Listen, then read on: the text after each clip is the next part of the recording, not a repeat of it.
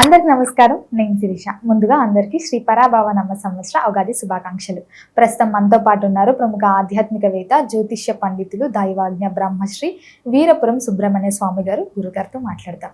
నమస్కారం గురుగారు. గురుగారు, ముందుగా మీకు ఉగాది శుభాకాంక్షలు అండి. గురుగారు, ముఖ్యంగా మరి ద్వాదశ రాశిలో అయినా మకర రాశి వారికి ఈ సంవత్సరం ఎలా ఉండబోతుందంటారు? ఎలాంటి జాగ్రత్తలు తీసుకోవచ్చు అంటారు? ఆర్థిక పరంగా, ఆరోగ్య పరంగా ఎలా ఉంటుందంటారు? మన యొక్క హిందూ సంప్రదాయ ప్రకారంగా శ్రీ శాలివాహన శకం, అలాగే శ్రీ పరాభవనామ సంవత్సరం, చైత్ర శుద్ధ పాడ్యమి గురువారం నుంచి ఈ ఉగాది అంతా కూడా మకర రాశి వాళ్ళకి ఆదాయ వ్యయాలు చూసుకున్నట్టయితే ఆదాయం 2, వ్యయం 8. ఈ మకర రాశి వాళ్ళకి అధికంగా ఖర్చు ఉంది. అంటే 2లో 8 తీసేస్తే 6 నష్టం. అంటే ఆర్థిక పరంగా ఈ సంవత్సరం ఎక్కువగా ఒడిదుడుకులు ఎదుర్కోవాల్సిన పరిస్థితి ఎక్కువగా ఉంది. తర్వాత రాజ్యపూజ్యము, అవమాన విషయాల్లో చూసుకున్నట్టయితే గౌరవం వచ్చేసి 1, అవమానం 6. మకర రాశి వాళ్ళకి అవమానం కూడా అధికంగా 5 ఉంది. అవమానించే వాళ్ళు 5 మంది ఎక్కువగా ఉన్నారు అంటే కూడా ఇటు 2 విధాల నష్టమే. 2 విధాల ఆర్థిక నష్టము, అలాగే సంఘంలో 10 మందితో అవమానాలు, ఈ సమస్యలు అనేటివి ఎక్కువగా ఉన్నాయి. అయితే గ్రహస్థితి యొక్క ప్రభావం, గ్రహాలు ఉన్నటువంటి ఆయా స్థానాలను బట్టి చూసుకుంటే మకర రాశ్యాధిపతి శని, ఆయన వచ్చేసి 3వ ఇంట ఉన్నాడు మీనరాశిలో. అలాగే గురువు వచ్చేటప్పటికి 6వ ఇంట, 7వ ఇంట మారుతూ ఉన్నాడు అనమాట. తర్వాత తదుపరి 8వ ఇంటికి కూడా మారుతున్నాడు. ఈ యొక్క గురువు యొక్క సంచార ప్రభావం, ఇటు శని యొక్క ప్రభావం వల్ల వీళ్లకు ఆర్థిక పరమైనటువంటి విషయాలలో కొంత ఒడిదుడుకులు ప్రారంభంలో అయితే పర్వాలేదు. ఈ సంవత్సరం ఈ ఉగాది నుంచి కూడా మకర రాశి వాళ్ళకి వివాహ ప్రయత్నాలు కలిసి వస్తాయి, వివాహం కూడా అవుతుంది. ఇంకా కూడా చెప్పాలంటే ఆ జీవిత భాగస్వామి వల్లనే ఈ మకర రాశి వాళ్ళకి కూడా కలిసి వస్తుంది. కొంతమంది కలలు కంటూ ఉంటారు, డ్రీమ్స్. నా వివాహం తర్వాత మా ఆయన ఎలాంటి వాడు వస్తాడు, ఉన్నవాడు వస్తాడా, మంచివాడు వస్తాడా అని అమ్మాయిలు ఆలోచన చేస్తుంటారు. అబ్బాయిలు కూడా అంతే, నాకు వచ్చే భార్య బాగా డబ్బున్న అమ్మాయి ఉండాలి, అలాగే మంచి అమ్మాయి ఉండాలి అని చెప్పి అబ్బాయిలు కూడా సేమ్ ఇద్దరు థింక్ చేస్తుంటారు. అవే నెరవేరుతాయి. అంటే ఉన్నత కుటుంబం నుంచి వీళ్ళ జీవితంలోకి అమ్మాయి రావడం, తద్వారా కాస్త కలిసి వచ్చే మార్గాలు అధికంగా ఉన్నాయి. మామూలుగా మనం నా భార్య వచ్చిన తర్వాత నాకు బాగా కలిసి వచ్చిందని చెప్పుకోవడానికి మకర రాశి వాళ్ళకి 100% అవకాశాలు ఉన్నాయి. ఆ విధంగా వివాహం జరగడము, వివాహం తర్వాత జీవిత భాగస్వామి వల్ల ఇవన్నీ కనపడవు.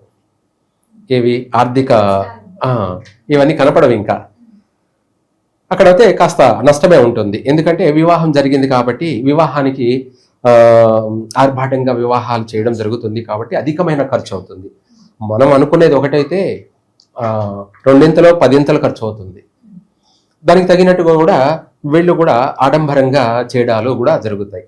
అదే ఆడంబరాలకు పోయి ఎక్కువగా అప్పులు చేసుకోవడం, ఇది కూడా ఒక నష్టమే అని చెప్పాలి. అదే కాకపోతే ఏంటంటే ఇక్కడ సంతోషంగా అందరూ ఉన్నారు కాబట్టి అది ఒక విధమైనటువంటి ఆరోగ్యం, ఆనంద నిలయం, అది కూడా శుభ పరిణామమే. ఇల్లంతా కూడా ఆనందంతో ఉండడం అనేది చెప్పుకోదగ్గ గొప్ప విషయం. ఆ విధంగా వివాహ ప్రయత్నాలు కలిసి వస్తాయి. జీవిత భాగస్వామి వల్ల కూడా కలిసి వస్తుంది. అభివృద్ధికి అవకాశాలు ఉన్నాయి. కొద్ది రోజులు బాగానే అభివృద్ధి ఉంటుంది. తర్వాత సంతాన విషయంలో కూడా బాగుంది. ఈ రాశి వారికి సంతాన సుఖం, శుభవార్తలు వింటారు. తర్వాత విద్యార్థులకి కూడా ఈ సంవత్సరం వీళ్ళు పాస్ అవుతారు. ఎందుకంటే ఈ ప్రారంభం అంతా కూడా బాగానే ఉంది కాబట్టి విద్యార్థులు బాగా మంచి మార్కులతోటి పాస్ అవ్వడము, ఉన్నత చదువులకు వెళ్ళడము, ఆ పై చదువుల కోసం కూడా విదేశాలకు వెళ్ళి స్థిరపడము, వీళ్ళకు కూడా ఎక్కువ శాతం అన్ని రాసుల వాళ్ళకి కూడా విదేశాలకు వెళ్ళే యోగం అయితే ఉంది. ఒకవేళ విదేశాలకు వెళ్ళకపోయినా స్వదేశంలోనే వేరే రాష్ట్రాల్లో కూడా వెళ్ళి చదువుకోవడం అనేది జరుగుతుంది. ఇతర రాష్ట్రాలకు పోయినా కూడా అది స్థానచలనమే, అది ఒక విదేశమైన అని అర్థం. ఇది ఒకప్పుడు కొన్ని యుగాల కింద వేరే రాష్ట్రం వేరే రాష్ట్రానికి దేశం వేరే దేశం అనేవాళ్ళు అనమాట. మన ఇండియాలోనే పొరుగు దేశం అంటారనమాట. ఏమంటారు? పొరుగు దేశం. పొరుగురుగాడు ఆ, అలా అలా అనేవాళ్ళు అనమాట. అట్లా పొరుగు రాష్ట్రాలకి ఇప్పుడు కూడా పొరుగు రాష్ట్రం వెళ్ళి చదువుకోవడం కూడా ఉంటుంది. ఉద్యోగ ప్రయత్నాలు బాగా కలిసి వస్తాయి ఈ రాశి వాళ్ళకి. ఎక్కువగా వీళ్ళు కూడా గవర్నమెంట్ జాబులకి అవకాశాలు ఉన్నాయి. మకర రాశి వాళ్ళకి మంచి మంచి గవర్నమెంట్ ఉద్యోగ అవకాశాలు కూడా ఉన్నాయి. అయితే అందరికీ కాకపోవచ్చులేండి, ఎవరెవరి పర్సనల్ జాతక ప్రకారంగానే మనం చూడాలి. ఇవి అందరికీ వస్తాయంటే పొరపాటు, లేదు ఎవరికి రావు అని అంటే కూడా పొరపాటు. అది వాళ్ళ తలరాతను బట్టి, వ్యక్తిగత జీవితం, వ్యక్తిగత జాతకాన్ని బట్టి మాత్రమే ఉంటుంది. అయితే ఎక్కువగా సెంట్రల్ గవర్నమెంట్ జాబులో వీళ్ళు కూడా ఎక్కువగా పోలీసు రంగాల్లోనూ ఐఏఎస్ ఐపీఎస్ రంగాలలో ఎక్కువగా ఉన్నత ఉద్యోగాలు స్థిరపడే అవకాశము ఉంది. కొంతమంది విదేశాలకు వెళ్ళి స్థిరపడే అవకాశము ఉంది. అలాగే ప్రైవేట్ పరంగా కూడా మంచి ఉద్యోగాలలో స్థిరపడతారు. అక్కడ గుర్తింపు పొంది అక్కడ బాగా స్థిరపడే అవకాశాలు కూడా ఉన్నాయి. అంటే అక్కడ ఫ్యామిలీ కూడా స్థిరపడే అవకాశాలు ఉన్నాయి. ఉద్యోగ అవకాశాలు అయితే మకర రాశి వారికి అన్ని విధాల అనుకూలత ఉంది. అలాగే నూతన గృహ నిర్మాణాలు కూడా చేపడతారు. అలాగే అమ్మడాలు కొనడాలు లావాదేవీలు కూడా పర్వాలేదు. వీటితో పాటు నూతన వ్యాపారాలు ప్రారంభం చేయడము, ఎక్కువగా ఈ రాశి వాళ్ళు ఐరన్ బిజినెస్కి సంబంధించి, ట్రావెల్స్ బిజినెస్కి సంబంధించిన వాటిల్లో ఎక్కువగా నిమగ్నం అవుతారు. అయితే వాటిల్లో పెద్దగా లాభాలు ఏంటో ఏమీ లేవు. ఈ యొక్క ట్రావెల్స్ బిజినెస్ చెప్పచ్చు, ఐరన్ బిజినెస్ అని చెప్పచ్చు. వీటిల్లో మందకొడిగా లాభాలు మాత్రమే. ఇంకా చెప్పాలంటే వాహనాల వల్ల నష్టాలు జరిగే అవకాశం ఉంది. కాబట్టి ఎక్కువగా నూతన వాహనాలు కొనకపోవడం చాలా మంచిది. ఈ సంవత్సరం కొని ప్రమాదాలు కొని తెచ్చుకోవడం కన్నా కాస్త వాటికి ఈ సంవత్సరం దూరంగా ఉండడం మంచిది. ఎప్పటికీ అంటే ఎప్పటికీ కాదు, తర్వాత మనం ఏదైనా చేయవచ్చు. ప్రస్తుతానికి కలిసి వచ్చే అవకాశాలు కనపడడం లేదు. వాహన ప్రమాదాలు, వాహనాల వల్ల నష్టాలు అధికంగా కనపడుతున్నాయి. ఏ వ్యాపారం చేయాలి, ఏ వ్యాపారం చేయకూడదు, ఏది చేస్తే కలిసి వస్తుంది అనేది కూడా మనము తెలుసుకొని చేయడం మంచిది. ఎందుకు తెలుసుకోవాలి అంటే మనం బాగుపడడానికి అది ఉపయోగపడుతుంది. తెలుసుకోకుండా ఏది పడితే ఏదంటే అది చేసామనుకోండి, ఆర్థికంగా నష్టపోయినా పర్వాలేదు, మనమే లేకుండా పోకూడదు. ఆ చేసే వ్యాపారం వల్ల మనమే కోల్పోకూడదు, అంటే మన ప్రాణాన్ని మనం కోల్పోకూడదు. ఎన్ని ఉన్నా ఎప్పుడూ ఒకలాగా ఉండదు. కొద్ది రోజులు వెన్నెల, కొద్ది రోజులు చీకటి అన్నది అందరికీ జగమెరిగిన సత్యమే. కొద్ది రోజులు బాగుంటుంది, కొద్ది రోజులు బాగుండదు. ఆ విధంగా చూసుకుంటే మనకిప్పుడు నష్టాలు అనేది మనం మన ప్రాణాలను కోల్పోయే అంతటి నష్టాలు కొని తెచ్చుకోకూడదు. అందుకనేసి ట్రావెల్స్ బిజినెస్ లాంటి వాటి జోలికి మకర రాశి వాళ్ళు వెళ్ళవద్దు. మిగతా ఏదైనా సరే వ్యాపారాలు చేసుకోవచ్చు, బాగుంటుంది, కలిసి వస్తుంది కూడాను. తర్వాత ఈ రాశి వాళ్ళు ఇంకా కూడా చెప్పాలంటే కోర్టు వ్యవహారాల విషయాలలో చాలా వరకు జాగ్రత్తలు పాటించాలి. కోర్టు వ్యవహార విషయాలంటే భార్యాభర్తల మధ్య జరిగేటువంటి విషయాలు కావచ్చు, లేదంటే ఏదైనా భూ వివాద సమస్యలు కావచ్చు. ఎక్కువగా ఈ రెండే సమస్యలు.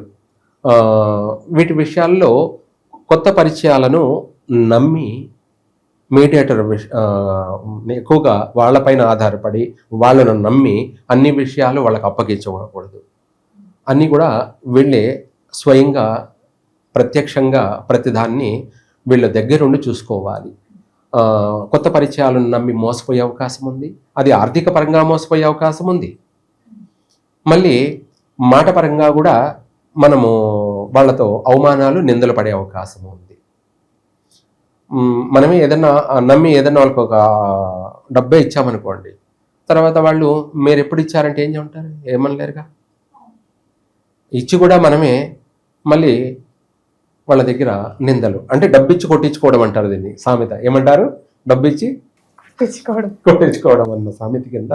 అందుకనేసి కొత్త పరిచయాలని నమ్మకూడదు, కొత్త వ్యక్తులతో జాగ్రత్తగా ఉండాలి.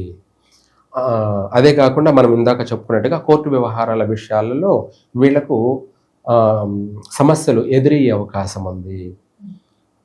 ఏదైనా సరే పరిష్కారం కావాల్సిన సమస్య ఇంకో కొత్త మలుపు తిరిగే అవకాశం ఉంది. అందుకనేసి ఆ విషయాలలో ఈ రాశి వాళ్ళు నల్ల చీమలకి బెల్లం దానం చేయడం, అమావాస్యకి ప్రతి అమావాస్యకి నల్ల చీమలకి బెల్లం దానం చేయడం వల్ల శత్రు వినాశనము, రుణబాధలు అంటే రుణం అంటే ఊరికే డబ్బులు ఇచ్చి మనకు అప్పు తీసుకొని ఎగరగొట్టేటియే కాదు.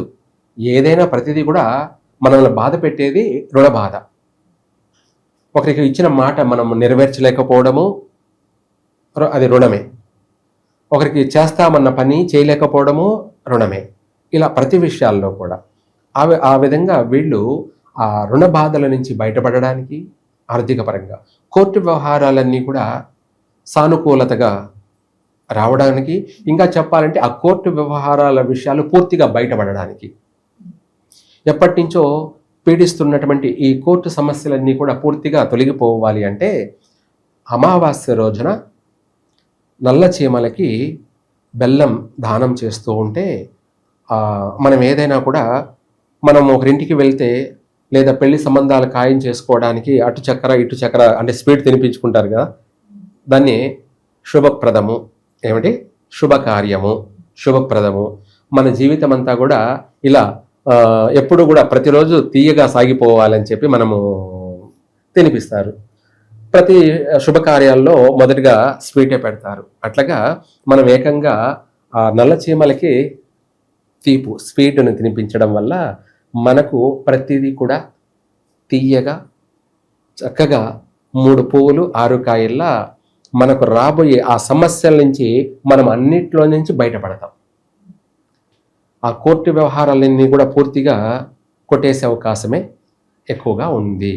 ఇంకా కూడా చెప్పాలి అంటే ఇదే కాకుండా పంచముఖ ఆంజనేయ హోమం చేయడం, పంచముఖ ఆంజనేయ హోమం చేయడం వల్ల సర్వసకల శత్రు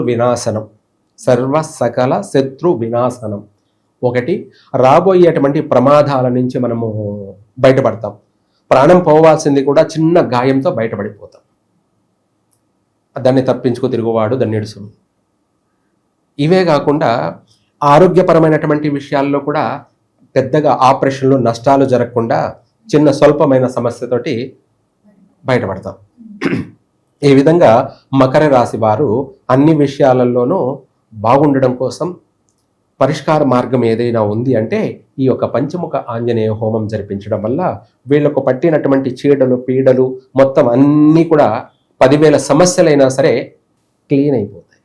కొంతమందికి మకర రాశి వారికి దృష్టి దోషాలు అధికం, శత్రుపీడలు ఎక్కువ, ఇవే కాకుండా భూత పీడలు కూడా ఎక్కువ ఉన్నాయి. ఆ సమస్యలన్నీ కూడా తొలగిపోతాయి. అన్ని విధాల అన్ని రంగాలలో కూడా మళ్ళీ వీళ్ళు రాణించగలుగుతారు. ఏది ఏమైనా కూడా కొంతవరకు మనశ్శాంతిగా సంతృప్తిగా ఉన్న దాంట్లో ఉన్నది వీళ్ళ జీవితాన్ని సక్రమంగా సాగించగలుగుతారు. గురుగారు, మరి కుటుంబ వాతావరణం ఎలా ఉంటుందంటారు?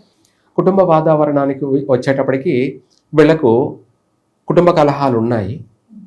కొన్ని విషయాలలో కొద్ది రోజులు బాగుండడం, మళ్ళీ కొద్ది రోజులు విభేదాలు, తల్లిదండ్రుల మధ్య కావచ్చు, భార్యాభర్తల మధ్య కావచ్చు, లేదంటే అన్నదమ్ముల మధ్య కావచ్చు, కాస్త పొరపచ్చులు, మాట పట్టింపులు, అలాగే ప్రయాణాలలో అలసట, ప్రయాణాలలో ప్రమాదాలు, మళ్ళీ కుటుంబ సభ్యులతో కాస్త వ్యతిరేకతలు, ఇవన్నీ ఉన్నాయని చెప్పే మనము పంచముఖ ఆంజనేయ హోమం జరిపించుకోవడం సర్వ విధాల మంచిది. అది చేయడం వల్ల మనకు తొందరగా అభివృద్ధి చెందడానికి మార్గం ఉంది. ఆర్థిక పరమైన విషయాలే కాకుండా మిగతా విషయాలలో కూడా మనము బాగుపడడానికి ఇది ఎంతో ఉపయోగపడుతుంది. గురుగారు, మొత్తం మీద ఈ సంవత్సరంలో మకర రాశి వారికి ఎలా ఉండబోతుంది, ఎలాంటి జాగ్రత్తలు తీసుకోవాలో తెలియజేసినందుకు ధన్యవాదాలండి. సర్వే జన సుఖినో భవంతు.